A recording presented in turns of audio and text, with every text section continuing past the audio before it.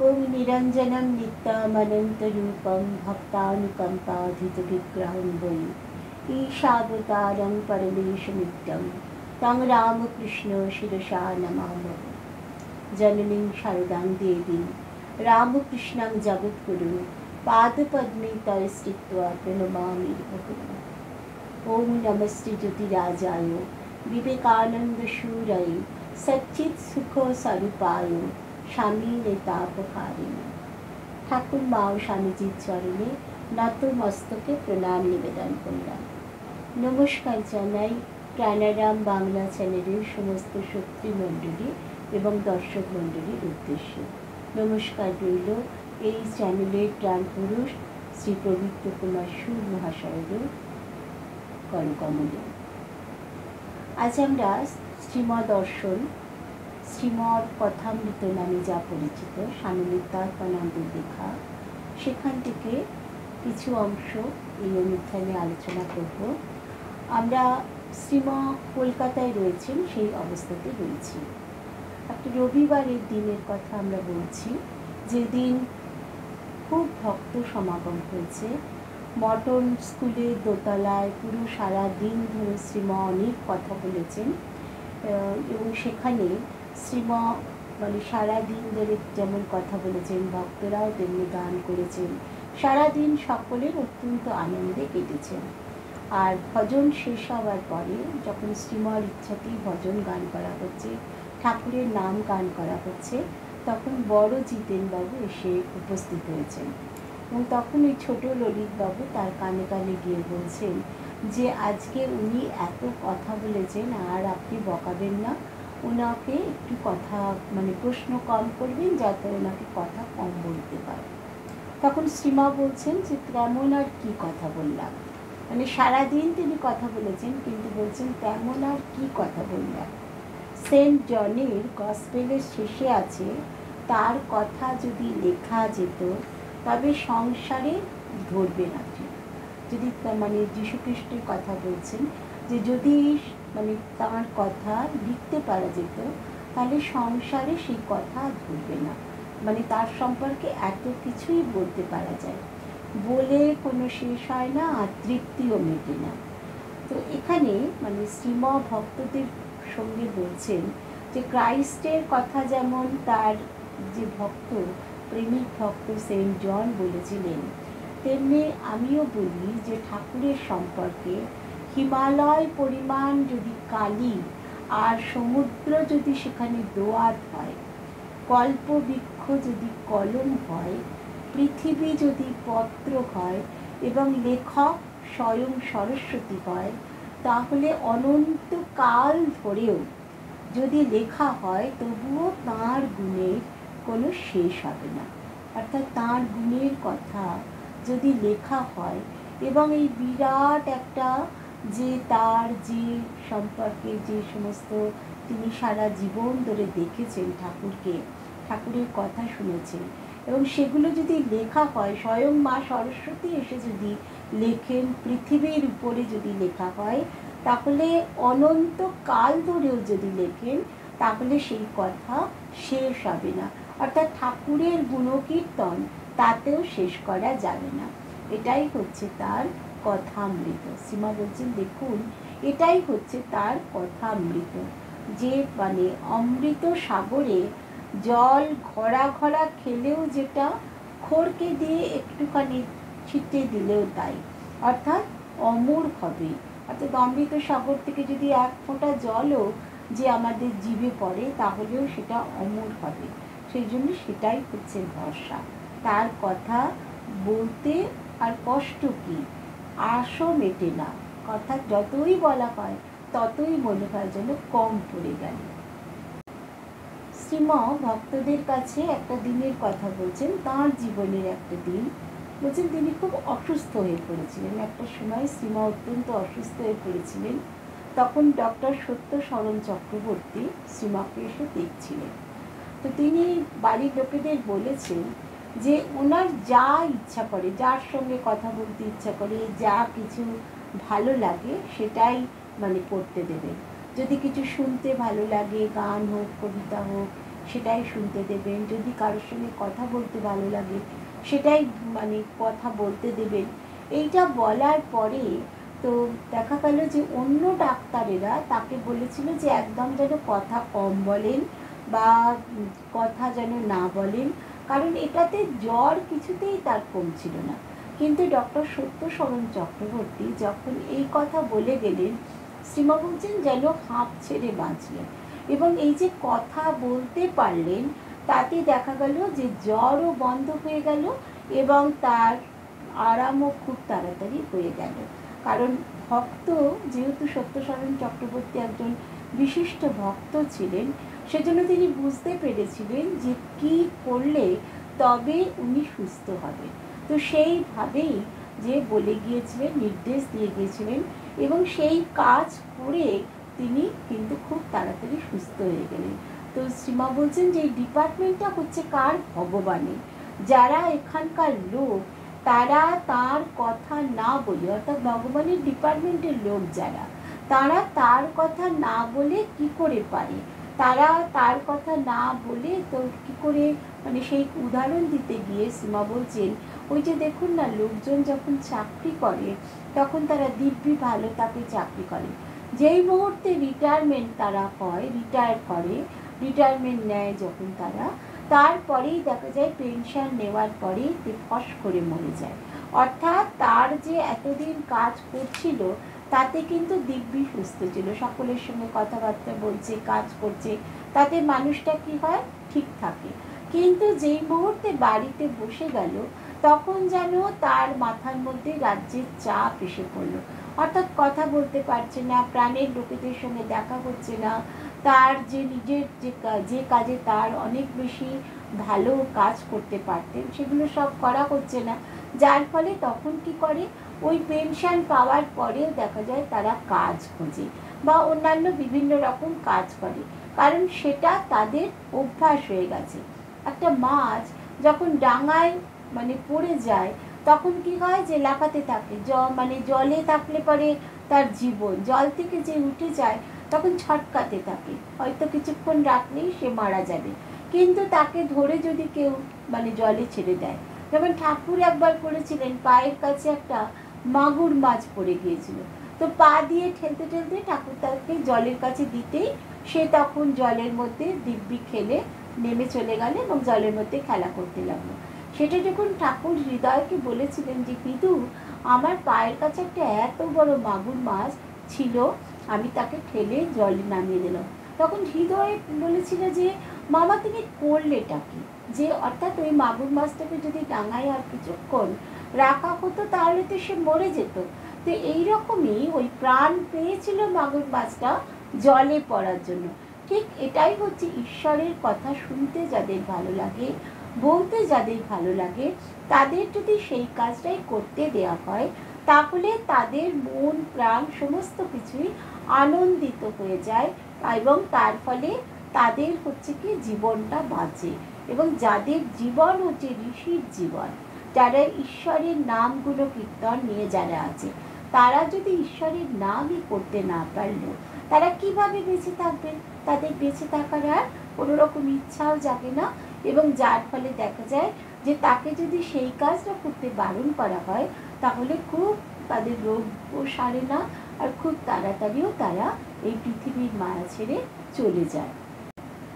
শ্রীমা বলছেন ভক্তদের যে দেখো, যদি ভগবানের নামগুলো কীর্তন যার করা অভ্যাস, সে যদি নামগুলো কীর্তনটা না করতে পারে তাহলে কি হবে? তার প্রাণ আইঢাই করবে, সে একেবারে মানে যে মনে করবে যে আমি যেন জীবন মৃত হয়ে বেঁচে আছি, বাঁচার ইচ্ছাই তার একেবারে চলে যাবে।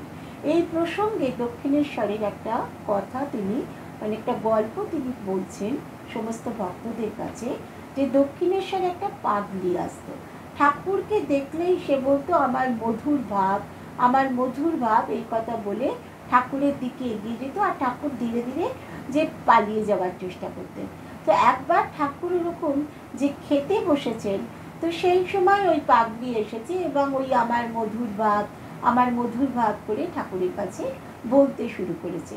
আর ঠাকুরের যেন মনে হলো কেউ যেন একটা বিছে কামড়ে দিয়েছে, সেই বিছে কামড়ালে যেরকম যন্ত্রণা হয়, তীব্র যন্ত্রণা, যেন সেই ঠাকুর খেতে বসে যেন সেই তীব্র যন্ত্রণায় তার একদম দেহ কুঁকড়ে যাচ্ছে, এবং তারপরে যন্ত্রণায় চিৎকার করতে করতে তিনি বললেন, ওরে রামলাল শিগগির এখানে আয়, ওই দেখ কি বলছে, মধুর ভাব বলছে।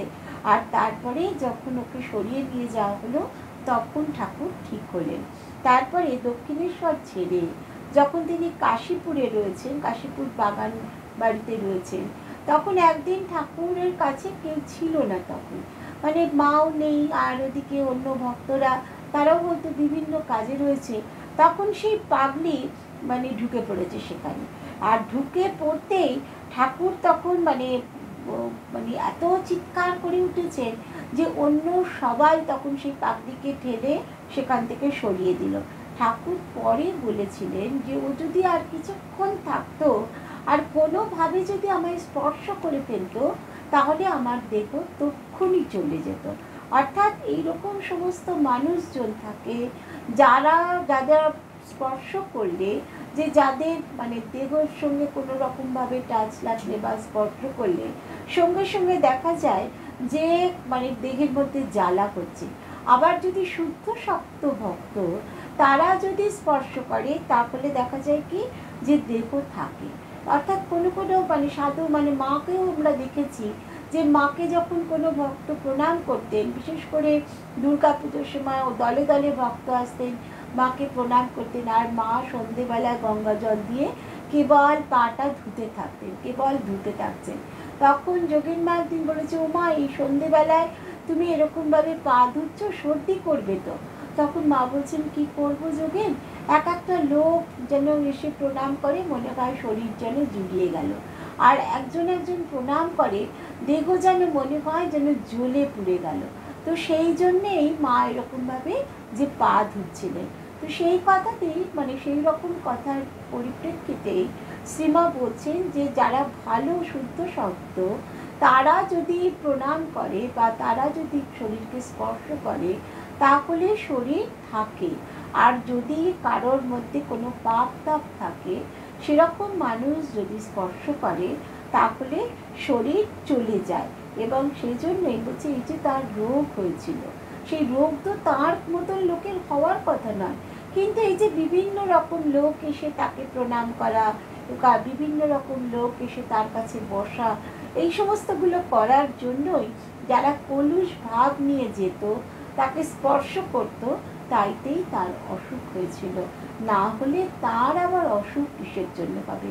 অর্থাৎ ঠাকুরের কথা বলতে গিয়ে শ্রীমা যেন একেবারে মানে সম্পূর্ণভাবে তার যেন শরণাগত হয়ে মানে সম্পূর্ণভাবে প্রাণ মন যেন ঠাকুরের চরণে অর্পণ করে রেখে দিয়েছেন। সেইভাবেই তিনি বলছেন যে তা নয়তো তার মতো লোকের আবার অসুখ কিসের, তার মতো লোক অসুখ হবে কেন? কারণ যেহেতু যে ওই সমস্ত লোকজন এসে প্রণাম করতো, তাতেই তার এরকম অসুখ দেখতে পাওয়া গিয়েছিল।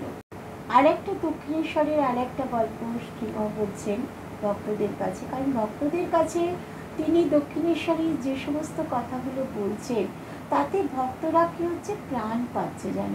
অর্থাৎ ঠাকুরের কথা তারা শুনতে পাচ্ছে স্বয়ং মানে শ্রীমার মুখ থেকে।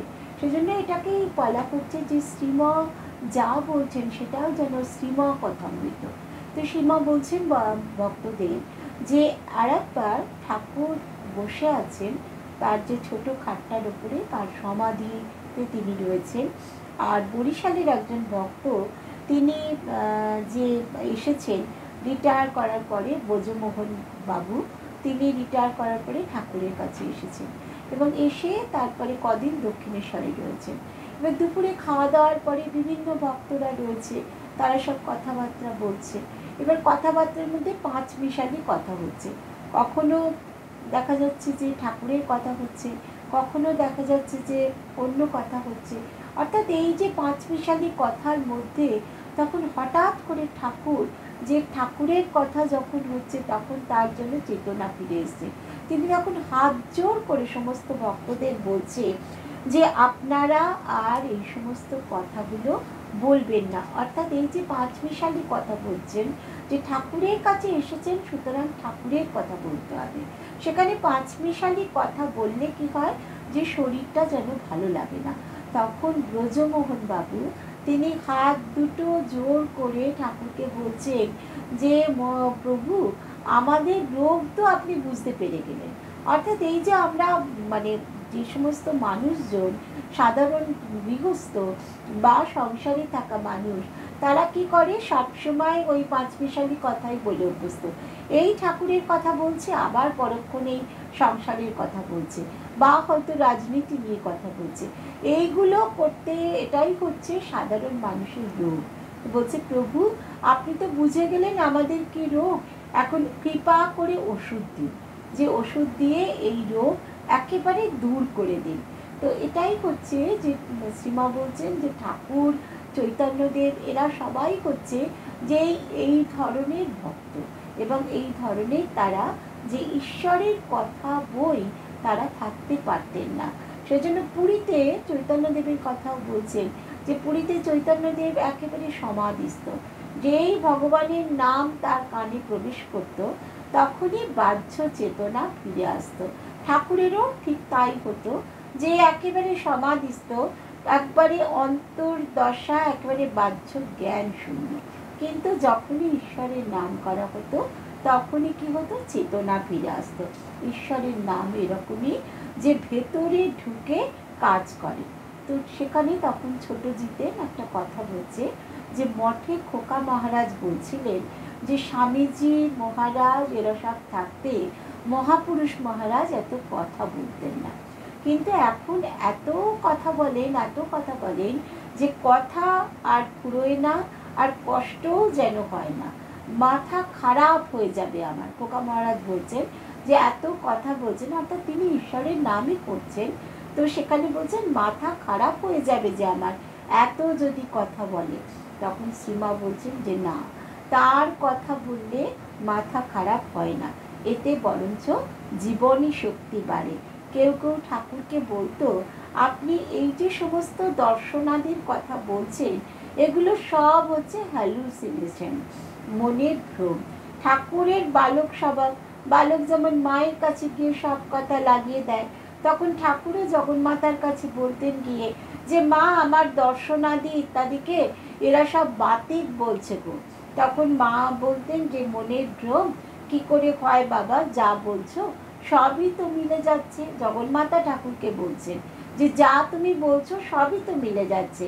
তো দক্ষিণেশ্বরে এক ঘর লোক রয়েছেন, ঠাকুর তখন বলছেন এই যে মা এসেছেন, এই যে মা এসেছেন, বা ঠাকুর চিৎকার করে সবাইকে বলছেন মায়েরই বলছি মা এসেছেন। আর মায়ের সঙ্গে এত কথা হচ্ছে, একদিকের কথা সবাই শুনতে পাচ্ছে, ঠাকুরের কথা শুনতে পাচ্ছে, কিন্তু অন্যদিকে মায়ের কথা শুনতে পাচ্ছে না, যার ফলে সবাই বলছে যে এটা তো হ্যালুসিনেশন। তো সেই জন্যই এত কথা তিনি বলে দিচ্ছেন, তাও লোকের চৈতন্য হচ্ছে না।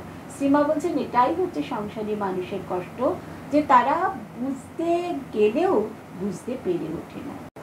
শ্রীমা সমস্ত ভক্তদের উদ্দেশ্য করে বলছেন যে যে গুরুর শরণাগত হয়ে থাকে, গুরুর শরণাগত হয়ে থাকলে বেচালে তার কোনোভাবেই পা পড়ে না। তিনি সর্বদা রক্ষা করেন, সর্বদা পিছনে থাকেন, পিছে পিছে চলেন। ঈশ্বরই হচ্ছেন গুরু, তিনি বই আর কেউ নয়, এবং তাকেই ঠাকুর মা বলে ডাকতেন।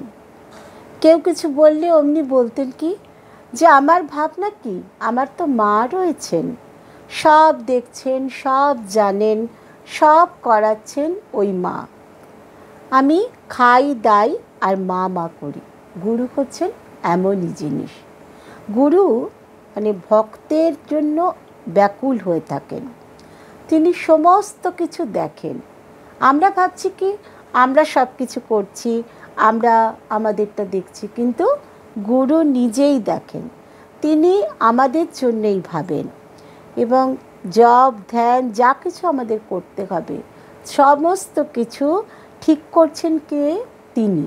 তিনি আমাদের দিয়ে যা ভালো করতে হয় সমস্ত কিছু তিনি ঠিক করে দিচ্ছেন। বিদ্যাসাগর মহাশয়ের কথা একবার বলছেন যে তার দয়ার কথা শুনেছেন ঠাকুর, অমনি লোকমুখে তার দয়ার কথা শুনে ঠাকুর সঙ্গে সঙ্গে ছুটে যাচ্ছেন তার কাছে, যে আচ্ছা ঠিক আছে আমাকে নিমন্ত্রণ করুক, তারপরে আমি যাব। এটা যে আমরা ভাবি, কিন্তু ঠাকুর সেসব ভাবতেন না। কোথায় কার কোথায় উন্নতি হবে সেই কথার জন্য তিনি ছুটে যাচ্ছেন তার কাছে।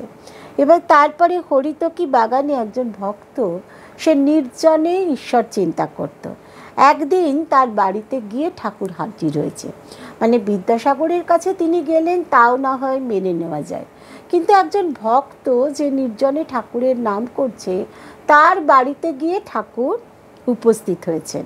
এবং সে তো অবাক হয়ে গেছে ঠাকুরকে দেখে, যে আপনি এসেছেন, আমাকেই তো ডাকতে পারতেন, আমিই যেতাম আপনার কাছে। তো ঠাকুর বলছেন, দেখো তাকে একটু একটু ডাকো, তাহলে তিনি এসে বলে দেবেন যে এই এই করো, এই এই করো। অর্থাৎ তিনি যে তার বাড়িতে গেছেন, ওই ভক্তের কাছে গেছেন, সেটা কিন্তু ঠাকুর নিজে যাননি, এটা মাই তাকে বলে দিয়েছেন যে ওই ভক্তের কাছে যেতে হবে, সেই জন্যেই তিনি গেছেন। এবং সেই জন্যই ভক্তদের জন্য অত্যন্ত ব্যাকুল হতেন। এবং যদি স্বামীজি মানে নরেন্দ্র যদি তার কাছে দুদিন একদিন না যেত, তাহলে সঙ্গে সঙ্গে খোঁজ পাঠাতেন, তাদের বাড়িতে গিয়ে খোঁজ নিতেন। এবং কয়েকদিন যদি না হতো, যে সঙ্গে সঙ্গে বাড়িতে একজন কাউকে পাঠিয়ে দিতেন। আবার যারা বিয়ে করে ফেলেছে তাদের জন্য ঠাকুরের খুব চিন্তা ছিল, তাদের বাড়িতে গিয়ে সোজা হাজির হয়ে যেতেন। তো এটাই হতো যে আমরা কতটুকু ভাববো, কতটুকু করব, তো সেটা তো ভাবনা সম্ভব নয়, কারণ ঠাকুরের কথা ভাবা কোনো সাধারণ মানুষের পক্ষে সম্ভব নয়। শ্রীমা এটাকে বলছেন যে এক সের যদি দুধ ধরার কোনো ঘটি হয়, তাকে কি 10 সের দুধ ধরবে? সেটা তো ধরবে না। তো সেই জন্য আমাদের অবস্থা কীরকম, ওই নুনের পুতুলের মতন। তারপরেই বলছেন সমস্ত ভক্তদের, সেই গল্পটা জানেন তো আপনারা, যে সমুদ্র মাপতে গিয়েছিল, কিন্তু বেচারি নুনের পুতুল সে সমুদ্রেতে গিয়ে একেবারে সেখানেই যে বিলীন হয়ে গিয়েছিল, আর ফিরে এসে কোনো খবর দিতেই পারল না। এবং তিনিই হচ্ছেন কি, যে ঈশ্বরই হচ্ছেন কর্তা, আর আমরা হচ্ছি সব অকর্তা। তার ধ্যান জপ ইত্যাদি করতে হয়, তার নাম গুণগান করতে হয়, তবেই কিন্তু তার কৃপা পাওয়া যায়। শ্রীমা ভক্তদের বলছেন যে এত কিছু ঠাকুর বলে গেছেন, এত কিছু করে গেছেন, তবুও কি আমাদের সাধারণ মানুষের বিশ্বাস হয়? তিনি এই কথাটাও বলতেন যে ভক্তেরও বিভিন্ন ধরনের থাক রয়েছে, এবং সেটা কি, সেই ডিগ্রি বা থাকটা কীরকম, কেমন বলতেন যে দুধের কথা কেউ শুনেছে, কেউ দুধ দেখেছে, কেউ আবার খেয়েছে। অর্থাৎ গুরুর মুখে যখন শুনছে, শাস্ত্র মুখে শুনছে, তখন সেটা বিশ্বাস করছে, এটা হচ্ছে দুধের কথা সে শুনেছে।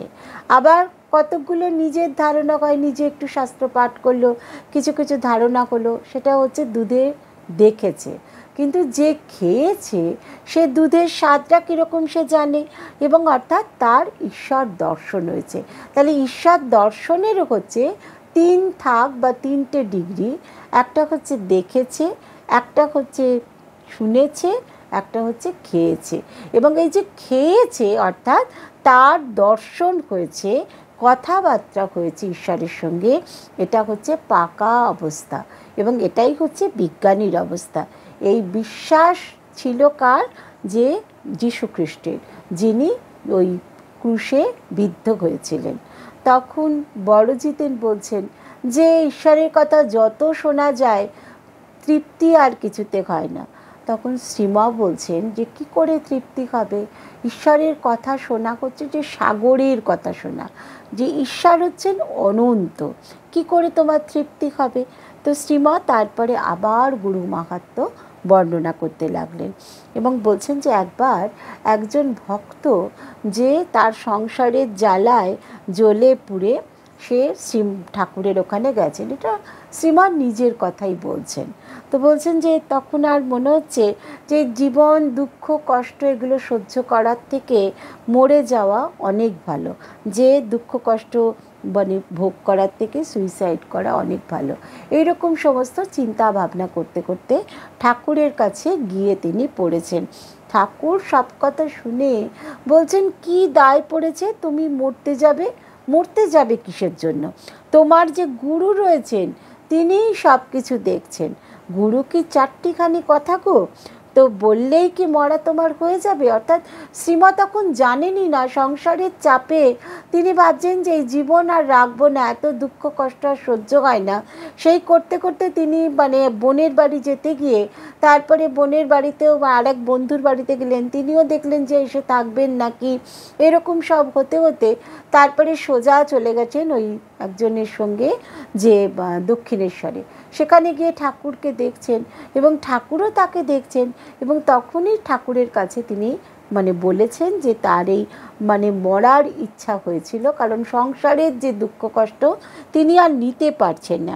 তখন ঠাকুর বলছেন শ্রীমাকে যে গুরুকে মানুষ জ্ঞান করবে না, গুরুকে মানুষ জ্ঞান করলে কিছু হবে না। কুলগুরু যা দীক্ষা দেন, যারা আগেকার দিনে ছিল কুলগুরুর কাছ থেকে দীক্ষা পাওয়া হতো, যে যা মন্ত্র দেন মনে করতে হবে সেটা ঈশ্বরই দিচ্ছেন। হয়তো কুলগুরুও সংসারী, তো আরও ছেলেপুলে ইত্যাদি রয়েছেন, তিনিও এই সমস্ত প্রতিপালন করার জন্য হয়তো মাঝে মধ্যেই টাকা পয়সা ইত্যাদি চান, কিন্তু সেটা মনে করতে হবে কি ঈশ্বরই চাইছেন, ঈশ্বরই বলছেন। তার মুখটাও মনে করতে হবে ঈশ্বরেরই যেন মুখ, তিনি হচ্ছেন যন্ত্র মাত্র।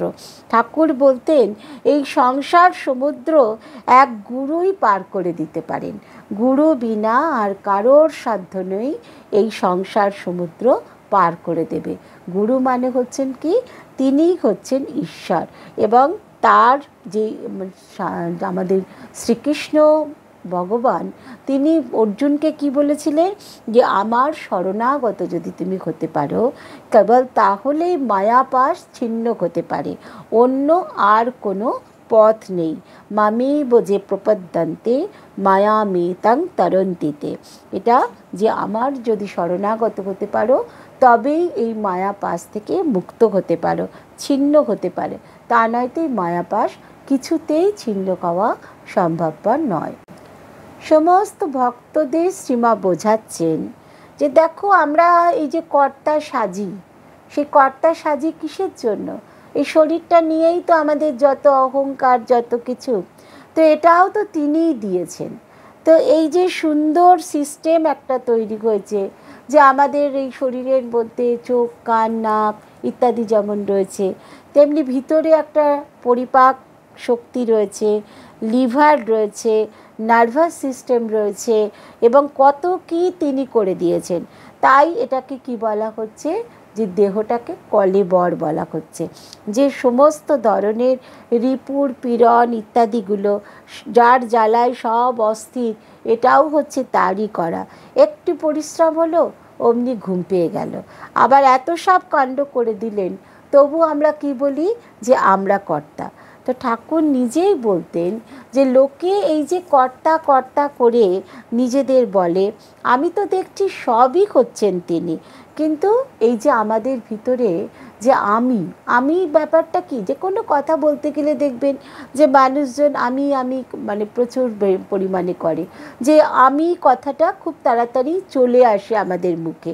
সেই জন্য ঠাকুর বলছেন ওই আমিটাকে কি করবে, দাস আমি করে দাও, যে এই ভাব নিয়ে তিনি থাকতে বলতেন আমাদের। তিনি সব করেছেন, আবার তিনি সকলকে সব কিছু দেখাচ্ছেন। বলছেন একটা মুটে রাস্তা দিয়ে যাচ্ছে, সেই মুটেটা যখন একটা কালী মন্দিরের সামনে এলো, এগুলো সব ঠাকুর কিন্তু লক্ষ্য করতেন। যখন তিনি ওই ঠনঠনে কালীবাড়ির ওখানে যেতেন, দেখতেন মুটেরা মাল নিয়ে যাচ্ছে, এবং তারপরে মন্দিরের কাছে এসে ওই মোটটাকে একটুখানি মাথা থেকে না নামিয়ে একটু যেন ঘাটটাকে হেলে যেন চোখ বুজে প্রণাম করলো। তো সেগুলো সব ঠাকুর লক্ষ্য করতেন। তো সেজন্য বলছেন ওই মোটটাকে মানে মাথায় রেখেই আড়ষ্টভাবে ঠাকুরকে প্রণাম করছে, সেটাও তিনি দেখছেন, এবং দেখে কি করছেন, তার জন্য ভাবছেন। ওই মুটের জন্যও কিন্তু ঠাকুরের চিন্তার কোনো অন্ত নেই, অর্থাৎ মা কালী নিজেই যেন তার সামনে এসে মাঝে মাঝে দর্শন দিয়ে দিচ্ছেন, কারণ এই দেহটাই তার কাছে একটা মোট হয়ে গেছে। তো সেজন্য কি করতে হবে, নির্জনে গিয়ে গোপনে কেঁদে কেঁদে তাকে বলতে হবে, কৃপা প্রার্থনা করতে হবে। এবং কৃপা যদি একবার পাওয়া যায় তাহলেই সমস্ত কিছু হয়ে গেল। এবং তাকে ডাকলে কি হয়, যে আমাদের কর্ম কমে যায়, এবং কর্ম যদি কমে যায় তাহলে কর্তাও কমে যায়। এই দুটো হচ্ছে কি পরস্পর রিলেটিভ। এবং এইটা যদি আমরা করতে পারি তবেই কিন্তু আমাদের এই জীবনটা, যে পৃথিবীতে আমরা এলাম, একটা কিছু ছাপ রেখে দিয়ে যেতে হবে। তো তো সেই ছাপটা আমাদের তাহলেই রেখে দিয়ে যাওয়া যাবে। শ্রীমা আবার ঠাকুরের কথা বলছেন যে মা আমাকে বিদ্যার আমি দিয়ে রেখে দিয়েছেন, তাই আছি। বিদ্যার আমি কেন, যে ঠাকুর এই যে এত কথা বলতেন, এত সব উপদেশ দিতেন, গান গাইতেন, তার নাম গুণগান কীর্তন করা, ভক্তি ভক্ত এই সমস্ত নিয়ে যে কথাবার্তা বলা, এইগুলো নিয়ে থাকা, এটাই হচ্ছে বিদ্যার আমি। এবং শেষ অবস্থায় ঠাকুর বলতেন, কাশীপুরে যখন তিনি ছিলেন, দেহ যাবার কদিন আগে তিনি বলছেন যে আমার আমিটাকে আর খুঁজে পাচ্ছি না গো, সবই দেখছি তিনি হয়ে রয়েছেন। অর্থাৎ যতক্ষণ কাজ করাবেন ততক্ষণ অবতারের আমিটাকে রেখে দিয়েছিলেন, কিন্তু যেই মুহূর্তে অবতারকে দিয়ে আর কোনো কাজ তিনি করাবেন না তখন তার ওই আমিটাকে তুলে নিয়েছেন। কিন্তু জীবের আমি, আমাদের যে আমি, সেটা যায় না। আমাদের কি হয়, অসত্য গাছের মতন একটা না একটা ফেঁকড়ি বেরোতেই থাকে। এবং অবতার হচ্ছেন কি, যেন মূলো গাছের মতন, যে যেই মাটির থেকে টানা হবে সমস্ত কিছু শিকড় শুদ্ধ উঠে আসবে, আমি আর থাকে না। তো ঠাকুর সেই জন্যেই বলেছিলেন যে আমার ওই আমিটাকে আর খুঁজে পাচ্ছি না গো, আমার আমিটাকে আর খুঁজে পাচ্ছি না। অর্থাৎ তার আর তখন কথা বলার অবস্থা নেই, আর কোনো মানে ভক্তদের উপদেশ দেওয়ারও অবস্থা নেই, গানও গাওয়ার অবস্থা নেই। সুতরাং যে কাজগুলো তিনি করানোর জন্য বিদ্যার আমিকে তার মধ্যে রেখে দিয়েছিলেন, সেই কাজগুলো তার শেষ হয়ে গেছে। সেই জন্যেই ঠাকুর আর ওই আমিকে খুঁজে পাচ্ছেন না। তো আমাদেরও ভগবানের কাছে প্রার্থনা করতে হবে যে এইভাবে আমাদেরও যেন ওই ফেকরি বার করা অসত্য গাছ করে আমাদের না রাখেন। আমাদের যেন একেবারে মূলো গাছের মতন যদি রাখা হয়, তাহলে আমাদেরও যখন ওই ভিতর থেকে টেনে নেওয়া হবে সব শুদ্ধ উপরে চলে আসবে। অর্থাৎ আমাদের এই আমিটাকে, যে আমি আমাদের সমস্ত কিছু সর্বনাশ করছে, সেই আমিটাকে দূর করে দিয়ে আমাদের ভিতরটাকে একেবারে ঈশ্বরের পায়ে শরণাগত করে রাখতে হবে। শ্রীমা আবার ঠাকুরের কথা বলছেন যে মা আমাকে বিদ্যার আমি দিয়ে রেখে দিয়েছেন, তাই আছি। বিদ্যার আমি কেন, যে ঠাকুর এই যে এত কথা বলতেন, এত সব উপদেশ দিতেন, গান গাইতেন, তার নাম গুণগান কীর্তন করা, ভক্তি ভক্ত এই সমস্ত নিয়ে যে কথাবার্তা বলা, এইগুলো নিয়ে থাকা, এটাই হচ্ছে বিদ্যার আমি। এবং শেষ অবস্থায় ঠাকুর বলতেন, কাশীপুরে যখন তিনি ছিলেন, দেহ যাবার কদিন আগে তিনি বলছেন যে আমার আমিটাকে আর খুঁজে পাচ্ছি না গো, সবই দেখছি তিনি হয়ে রয়েছেন। অর্থাৎ যতক্ষণ কাজ করাবেন ততক্ষণ অবতারের আমিটাকে রেখে দিয়েছিলেন, কিন্তু যেই মুহূর্তে অবতারকে দিয়ে আর কোনো কাজ তিনি করাবেন না তখন তার ওই আমিটাকে তুলে নিয়েছেন। কিন্তু জীবের আমি, আমাদের যে আমি, সেটা যায় না। আমাদের কি হয়, অসত্য গাছের মতন একটা না একটা ফেঁকড়ি বেরোতেই থাকে। এবং অবতার হচ্ছেন কি, যেন মূলো গাছের মতন, যে যেই মাটির থেকে টানা হবে সমস্ত কিছু শিকড় শুদ্ধ উঠে আসবে, আমি আর থাকে না। তো ঠাকুর সেই জন্যেই বলেছিলেন যে আমার ওই আমিটাকে আর খুঁজে পাচ্ছি না গো, আমার আমিটাকে আর খুঁজে পাচ্ছি না। অর্থাৎ তার আর তখন কথা বলার অবস্থা নেই, আর কোনো মানে ভক্তদের উপদেশ দেওয়ারও অবস্থা নেই, গানও গাওয়ার অবস্থা নেই। সুতরাং যে কাজগুলো তিনি করানোর জন্য বিদ্যার আমিকে তার মধ্যে রেখে দিয়েছিলেন, সেই কাজগুলো তার শেষ হয়ে গেছে। সেই জন্যেই ঠাকুর আর ওই আমিকে খুঁজে পাচ্ছেন না। তো আমাদেরও ভগবানের কাছে প্রার্থনা করতে হবে যে এইভাবে আমাদেরও যেন ওই ফেকরি বার করা অসত্য গাছ করে আমাদের না রাখেন। আমাদের যেন একেবারে মূলো গাছের মতন যদি রাখা হয়, তাহলে আমাদেরও যখন ওই ভিতর থেকে টেনে নেওয়া হবে সব শুদ্ধ উপরে চলে আসবে। অর্থাৎ আমাদের এই আমিটাকে যে আমি আমাদের সমস্ত কিছু সর্বনাশ করছে, সেই আমিটাকে দূর করে দিয়ে আমাদের ভিতরটাকে একেবারে ঈশ্বরের পায়ে শরণাগত করে রাখতে হবে। শ্রীমা ভক্তদের বিশ্বাস বাড়ানোর জন্য আরও বলছেন যে দেখো, ঠাকুর কিন্তু কত বড় সেটা আমরা বুঝতে পারিনি, বা বুঝতে পারি কি, তিনি নিজেই নিজের কথা বলেছেন। নিজের তুলনা তিনি নিজে নিজেকে চিনেছিলেন। যেমনভাবে গীতায় শ্রী ভগবান নিজেকে ব্যক্ত করেছেন অর্জুনের কাছে, এবং অর্জুন নিজেই তাই জন্য বলেছিলেন ভগবানকে যে তুমি নিজেই নিজেকে ঈশ্বর বলে প্রচার করছো, সেই জন্যেই বিশ্বাস করছি। আবার ভগবান বলছেন কি, যে অবজানন্তি মাং মূঢ়া মানসিং তনুমাশ্রিতাম, আমি যে অব্যয় অক্ষয় পুরুষ, তো এই অব্যয় অক্ষর পুরুষ এই কথা না জেনে মূর্খরা আমাকে মানুষ বলে জ্ঞান করে।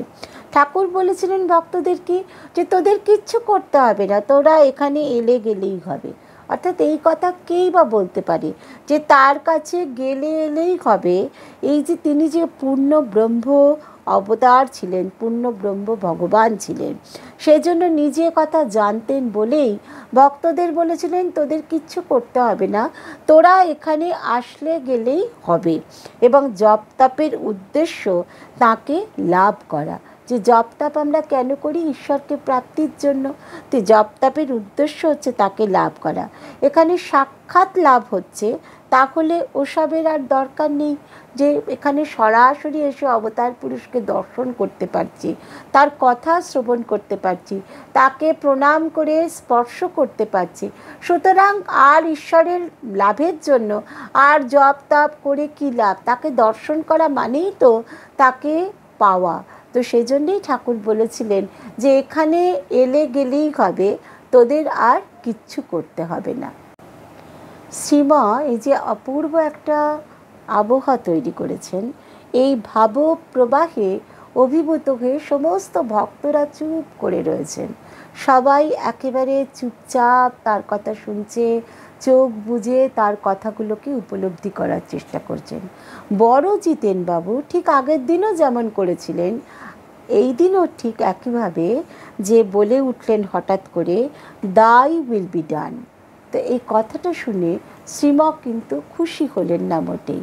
তিনি বড় জিতেনবাবুকে বললেন যে ঠাকুরও কিন্তু এই রকম কথাতেই বলেছিলেন যে জ্যাঠামি বন্ধ করো। অর্থাৎ একজন উকিল যখন ঠাকুরের কাছে এরকম কথা বলেছিলেন, সেখানে ঠাকুর বলেছিলেন জ্যাঠামি বন্ধ করো। প্রার্থনা করবে কীরকমভাবে? মনে মনে আর ব্যাকুল হয়ে শরণাগত হয়ে প্রার্থনা করতে হবে। শুধু মুখে বললে হবে না, যে মুখে বলে ভগবান তুমি আমায় দেখো চিৎকার করে বললাম, তাতে কিন্তু হবে না। নির্জনে গোপনে গিয়ে কাঁদতে হবে। সেই জন্যেই যে ভক্ত নিজে নির্জনে গোপনে কাঁদতেন ভগবানের জন্য, সেই ভক্তকে ঠাকুর নিজে গিয়ে তার বাড়িতে দেখা দিয়েছিলেন। তো এইরকমভাবে যদি কাঁদতে পারা যায়, তাহলেই কিন্তু ঈশ্বর নিজে এসে সেখানে ধরা দেবেন। তো বলছেন যে মানুষ যদি, যে তার সন্তান যাই চায় না কেন, যত কঠিনই হোক না কেন, মানুষ যদি সেই প্রার্থনা মতন সব কিছু দিতে পারে, তাহলে ঈশ্বরের তো সন্তান আমরা। তো ঈশ্বরের কাছে যদি আমরা কায় মনোবাক্যে শরণাগত হয়ে আমাদের কিছু প্রার্থনা করি, কোনো দৌলত নয়, একেবারে তার কাছে আমাদের মুক্তি প্রার্থনা, তার কাছে শরণাগত হয়ে এই ভববন্ধন থেকে মুক্তি যাতে হতে পারি, সেই প্রার্থনা যদি করতে পারি, তাহলে ঈশ্বর কি ভক্তের প্রার্থনা পূর্ণ করতে পারেন না? সেজন্য অন্তরের সঙ্গে বলতে হয়, প্রাণ মন এক করে শরণাগত হয়ে তার কাছে প্রার্থনা করতে হয়, তবেই তিনি সমস্ত প্রার্থনা পূরণ করবেন। তো আজ আমাদের এই অনুধ্যান এখানেই আমরা শেষ করব। তার আগে আমরা সকলে মিলে শ্রী শ্রী ভগবানের কাছে, ঠাকুরের কাছে কায়মনোবাক্যে প্রার্থনা করি, তিনি যেন আমাদের সমস্ত দুঃখ বিপদ সব কিছু দূর করে দেন এবং আমাদের মন থেকে সমস্ত রকমের বন্ধন দূর করে আমাদের তাঁর উপযুক্ত ভক্ততে পরিণত করতে পারেন। এবং ঠাকুর মা স্বামীজির চরণে, শ্রীময়ের চরণে আমাদের প্রণাম নিবেদন করি। আমাদের সকলকে সুস্থ রাখুন, ভালো রাখুন, আমরা যেন কায় মনোবাক্যে তার নাম গুণগান করতে পারি। জয় মা, জয় ঠাকুর, জয় স্বামীজি, জয় শ্রীম, জয় স্বামী নিত্যাত্মানন্দ।